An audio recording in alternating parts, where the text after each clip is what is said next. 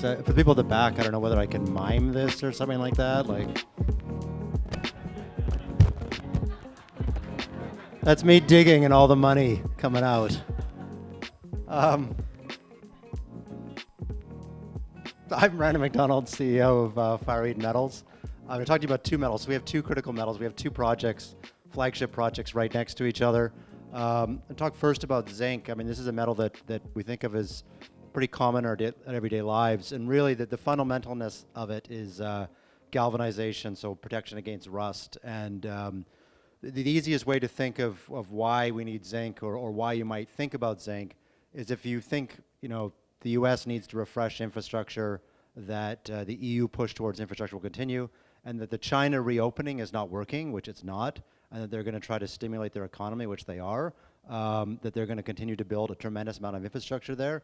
You are a zinc bull. You are a zinc bull, whether you realized it or not, you are. So it's an interesting metal where China controls about 35% of mine supply and imports in excess of that, but one that all of us need. But I think perhaps more topical right now is tungsten. So we agreed to acquire last year the Mactung tungsten project right next to our project in Yukon.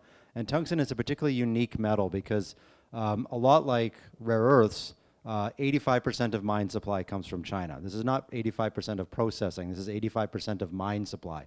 Another 5% comes from Russia. So the two combined, 90%. And this at a time that the U.S. government has just mandated that defense contractors in the U.S. could not secure tungsten, rare earths, or any battery metal from or magnet metal from anywhere in the supply chain that's gone through Russia or China. And the challenge with the processors in the U.S., and unlike rare earths, there is tungsten processing in the U.S., is that it's very hard if they have 5 customers, and one of those customers is Lockheed Martin, and the other are generalists like a Ford or something like that that's using the tungsten for machining.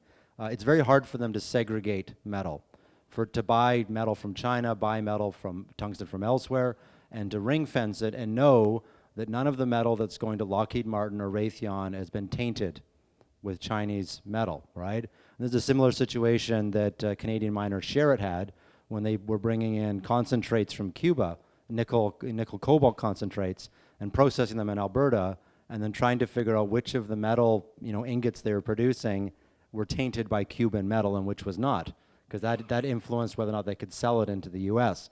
So I think what you're going to see is that even though about 10% of U.S. tungsten demand is defense related, significantly more than 10% is going to have to be sourced from non-Chinese sources.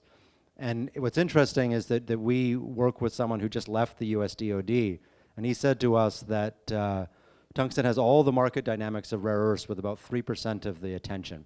I don't think people appreciate that this is an absolutely essential metal that China has an incredible stranglehold on. So our project in Yukon Territory, the Mactung project, is not a good tungsten project. It's not a very good tungsten project. It is the best tungsten project. And we'll be putting out our resource statement on this hopefully very soon. And this will reaffirm, based on the old resource as well, that there is nothing like it globally. Not within China, not outside of China. Mactung is a freakish outlier in terms of grade and scale. We see an opportunity to produce, maybe 5 to 10% of the global tungsten, but probably having to ramp up to avoid flooding the market. That's the kind of how much of an outlier it is.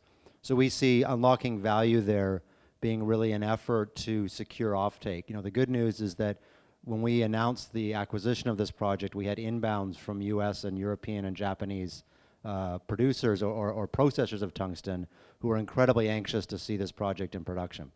So we feel like, Michael's comment about tailwinds, we feel like we're going to have incredible tailwinds behind us. Likewise, at the project next door, our MacPass Zinc project, Greenfields project, in terms of Greenfields projects globally, one of the best, absolutely. We put out a drill result last year, 120 meters of 12.5% zinc. In terms of drill intersections and grade width and on Greenfields projects, the best in the last 15 years. So again, this is a project, there's nothing quite like it. There's 4 known zones that we're drilling. There's another 7 or 8 potential zones. It is a true district and an amazing project, which is why the Lundin family and Teck are major shareholders. So I'd encourage you to give some thought about the tungsten and zinc markets, and certainly give it some thought about Fireweed. I'm here, so happy to answer any questions. Thank you.